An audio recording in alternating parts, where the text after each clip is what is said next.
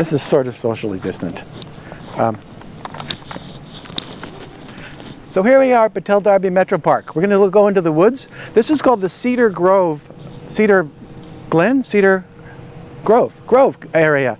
And the cedar that it's named after is Eastern Red Cedar, which is a plant that has a distinct affinity towards calcareous environments. And one of the things that we'd like to direct our attention to, as per the article by Jane Forsyth called Geobotany, that points out how plants have an affinity to certain types of chemicals in the substrate. This area here is a good example of an area with a calcareous substrate. Limestone is the basis for the soil here, and some of the plants are plants that have a distinct affinity to high pH sites. That's contrasted with another one of our field trip sites coming up that's in the Hocking Hills area, that's sandstone that has an acidic soil reaction. So we're going to try to look for plants that are like Eastern Red Cedar, that are exemplars of sweet soil.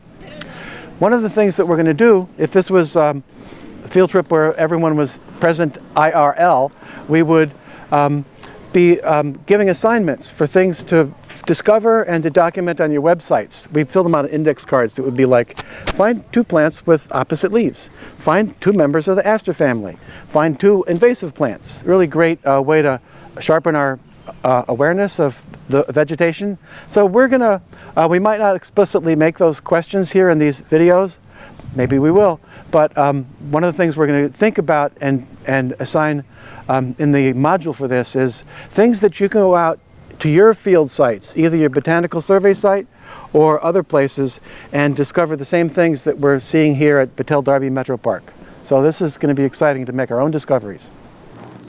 There's another invasive plant that's really common in disturbed edges along forests, and also old fields, that maybe like old farm fields that are being colonized by woody species. This is a shrub species called Amur honeysuckle, Linicera macii, and it is an opposite shrub. So it's a member of a family, Caprifoliaceae, that is one of the families where the leaves are opposite in arrangement.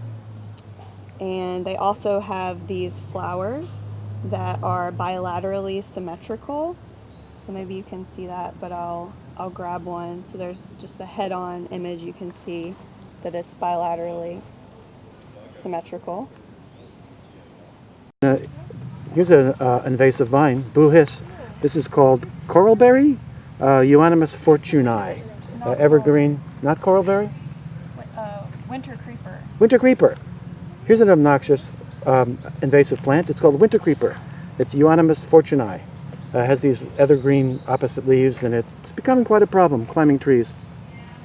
So while we're on the subject of invasive plants, we've got another one here known as the Multiflora Rose, Rosa multiflora, and it's got a few characteristics typical of the rose family, Rosaceae. One of them being compound leaves, but another is, and we'll get a better shot here in a little bit, but you can identify them by the stipules, which are little leaflets at the base of the leaf stem. All right, so here are those stipules that we were talking about at the base of the leaf here, and I guess they're called fimbriate or feathery. They look kind of like a centipede to me, but they are, they've got this cool little projections pointing out, and so that's one of the key characteristics here for the Multiflora Rose. Oh no. Ben, is this going to be another invasive species?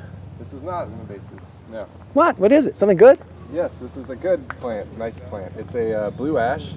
I noticed a couple of you found this on your trees webpage actually, which is really cool.